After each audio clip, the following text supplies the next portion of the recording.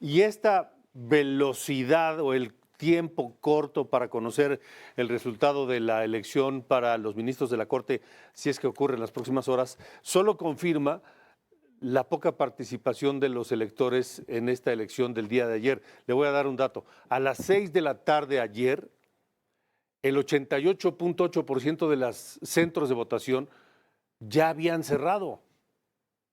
Eso habla de la poca afluencia de votantes en esta elección, porque la ley dice, a las 6 de la tarde se cierran las casillas, en este caso los centros de votación, a menos de que haya personas formadas esperando a votar hasta que vote la última formada, entonces se cierra. Por eso se prolongan en otros procesos electorales la hora del cierre de las casillas. Ayer el 88.8% de las casillas a las 6 de la tarde cerró, porque no fue la gente a votar.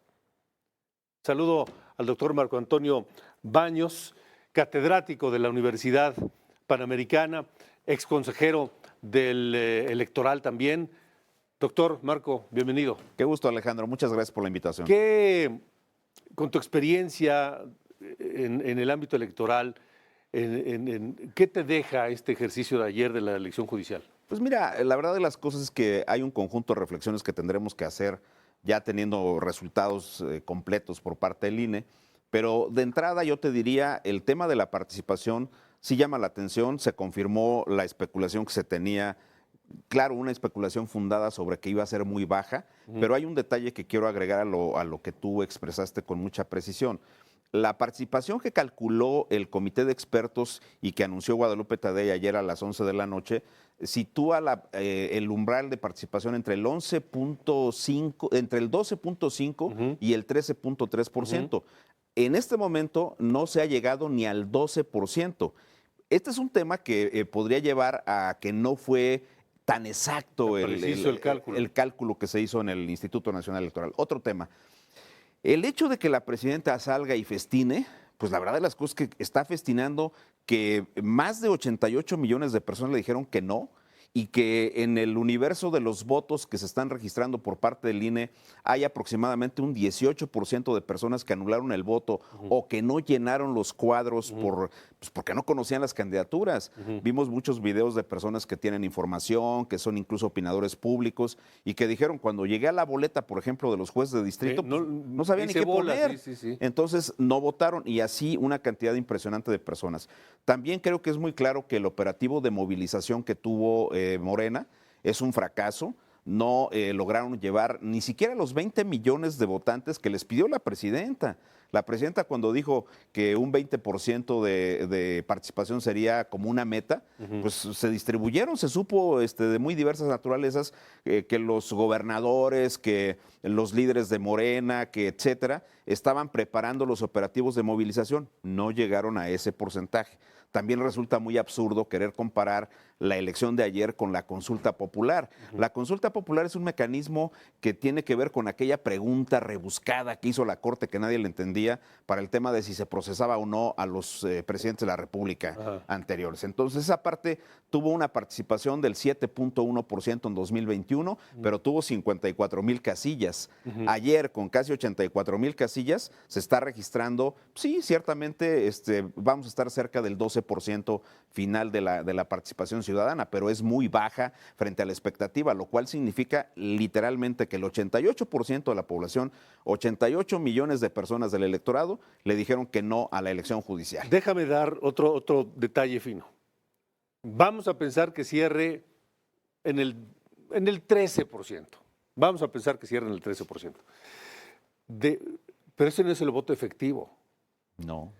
Porque a ese 13% hay que restarle el voto, los votos nulos. Y los cuadros no llenados. Los que la gente decidió anular porque no estaba de acuerdo, pero decidió ir y anular sus boletas. O los votos nulos porque la gente se confundió, no supo cómo marcar las casillas, etcétera, y ese voto se anula. Sí. Hay que ver efectivamente cuántos son votos reales, votos efectivos para decidir, pues, te comprometo una proyección, yo creo que va a estar sobre 9 millones de votos válidos. arribita de los 9 millones de votos válidos, Ajá. y eso pues vuelve muy discutible la legitimidad que tiene esta elección. Ahora, me parece a mí también que el tema de los acordeones, pues se demuestra claramente como un operativo del oficialismo, y también hay que decirlo de los partidos de la oposición que ahora dicen una serie de cosas, pero pues hay que ver los casos Durango, el caso Aguascalientes, etcétera, en las elecciones judiciales locales. Pero a mí me parece el que primero habló y ventiló lo de los acordeones fue Nuevo León. Sí, El claro. gobernador. En el caso de Samuel García, con los servidores públicos haciendo la distribución de los... Y también en el caso de Jalisco, con el gobierno también del MC. Entonces, creo que todos los partidos de alguna manera cuidaron como su reducto, criticaron en el discurso, pero en los hechos cometieron también algunas irregularidades. Ahora, el tema es que se comprueba que la inducción al voto, es decir, la comisión de un ilícito electoral, sí tiene una influencia clara en el desahogo de las elecciones. ¿Por qué? Habría que ver quiénes van ganando para la integración de la Corte. Son las 3 ministras que están... que actualmente son ministras. Que son ministras. Sí, sí, sí. Está la ex consejera jurídica de López Obrador. Creo que se le salió un poquito de control al propio oficialismo el tema del candidato de comunidades indígenas, que es el que va punteando y que parece ser va a ser el primer presidente de la Suprema Corte de Justicia de la Nación. En fin, pero en general, él también está, por cierto, en los acordeones del oficialismo, pero me parece que en general los nombres de los que van a integrar tanto la Corte como el Tribunal de Disciplina Judicial corresponden a las candidaturas que interesaron desde un principio a Morena, las que cuidaron y las que promovieron a través de este ilegal mecanismo de los acordeones. Ahora, doctor Marco Antonio Baños, viene el 2027, porque esta de ayer fue la primera parte, ¿no? La segunda está proyectada para 2027, cuando habrá elecciones de 16 gubernaturas. Sí, sí, sí. No puede meter mucho, no puede perjudicar, mezclar la segunda parte de la elección judicial con 16 gubernaturas, la Sí, mitad por supuesto que sí. de los estados. Porque de entrada, mira, si hubiera un poquito de sensatez política y un poquito de convicciones auténticas en términos democráticos de parte del oficialismo, tendrían que empezar por reformar a la reforma judicial que aprobaron recientemente. ¿Cuál es el modelo que tenemos actualmente y que se vio en el caso de Durango con 39 ayuntamientos y 212 ayuntamientos de Veracruz? Pusieron casillas para las elecciones municipales en un lado y pusieron casillas para la elección judicial en otro. Hay una participación como del 49% en el caso de Durango, más o menos Veracruz, y una participación entre el 11 y el 12% de la elección judicial. Es decir, la gente está mucho más interesada en las elecciones de los ayuntamientos que en la elección judicial, como ocurre normalmente. Pero para 2027, y lo dices con mucha precisión, la renovación de la Cámara de Diputados Federales, 16 gubernaturas y elecciones para congresos y ayuntamientos en 30 estados de la República, por supuesto que es una locura de elección, y a poco van a poder sufragar los costos de tener 2 estructuras. Imagínate tú el desorden, la forma en que la gente va a votar, va a pasar exactamente lo mismo que ahora, pero con un costo mayúsculo. Y a mí me parece que esta elección de ayer también tiene un tema que es inédito, esta marcha que organizaron muchas organizaciones ciudadanas y que salieron a las calles para protestar en contra de la elección judicial, es inédito en una jornada electoral y no me parece que sea un mensaje que deba desdeñarse. Ahí hay una protesta de un grupo fuerte de la sociedad civil mexicana que está diciendo no estamos de acuerdo con este tipo de cambios. Por eso insisto,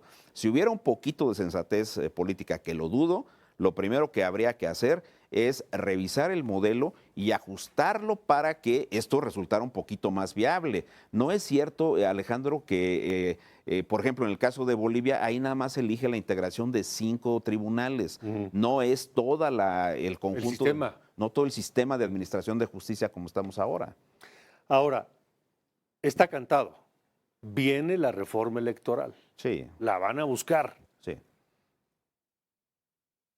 ¿Es oportuno hacer una reforma electoral con este escenario que tenemos año y medio después o un año después? Yo te diría, tratando de ser lo más objetivo posible, que no, pero hemos visto que en las actitudes de Morena, eso de la pertinencia es algo que no existe. el presidente impulsó a matacaballo la reforma judicial, se publicó la reforma, luego la legislación secundaria un mes después, vinieron todos los litigios y el INE tuvo que acomodar un conjunto normativo muy extrafalario para diseñar procedimientos que permitieran la instalación de las casillas el día de ayer. Yo no creo que haya la menor, digamos, convicción de parte del oficialismo de que se tiene que revisar el modelo y volverlo más asequible. Porque parte fundamental de esta reforma electoral, y no lo estoy inventando, desde que estaba López Obrador en la presidencia de la República lo intentó hacer, desaparecer al INE, borrar al INE y crear un órgano nuevo de elecciones y consultas ciudadanas. Sí, su famoso plan B, ¿no? Que consistía en desaparecer al INE, para convertirlo en este instituto que mencionas, Alex, sí, y que implicaba la desaparición de los institutos electorales locales y de los tribunales locales. Yo creo que la propuesta de reforma electoral que comprometió Claudia Sheinbaum para septiembre de este año, me parece que va a ser una iniciativa que va a retomar en esencia lo que López Obrador dejó desde aquel famoso aquel famoso plan B de... Pero un órgano electoral con bases distintas, nuevas, integrantes diferentes, que se enfrente de pronto a 16 gubernaturas, la segunda parte de la elección judicial, más 30 congresos locales, más Cámara de Diputados, es complicado y es de alto riesgo, ¿no? Pues es algo así como querer poner el orden del caos, ¿no? El Instituto Nacional Electoral o Instituto Nacional de Elecciones y Consultas, si es que se concretara la elección, primero tendría que adaptar su modelo electoral para poder asumir la organización de todas las elecciones locales. Puede con las de gobernador, sin duda, puede con las diputaciones locales, pero los municipios es una geografía completamente diferente. Lo mismo pasa con la geografía electoral de las elecciones judiciales, que ahora pues distorsionaron el peso del voto porque se tuvieron que elegir diversos cargos en los circuitos judiciales. No son los mismos.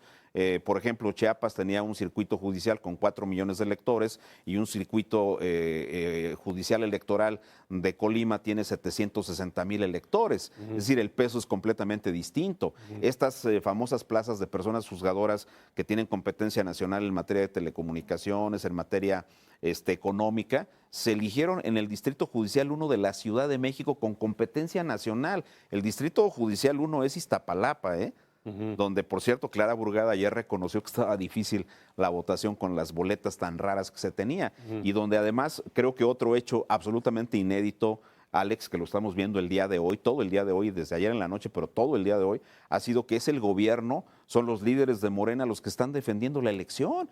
Pareciera como que si ellos hubieran organizado la elección, y eso va diluyendo lamentablemente ese principio de independencia entre el INE y el gobierno que había hecho muy fuerte a la autoridad electoral y había convertido increíbles a las elecciones como mecanismos legítimos de renovación de los poderes públicos. Pues vamos a ver qué pasa. La elección ya se realizó, esperemos los resultados, esperemos a conocer la participación efectiva, sí, y a ver si viene luego la reforma electoral y todo lo demás. Vamos a ver qué pasa, Alejandro. Un honor estar contigo. Igualmente, doctor. Gracias, Marco Antonio Baños, con nosotros en las noticias.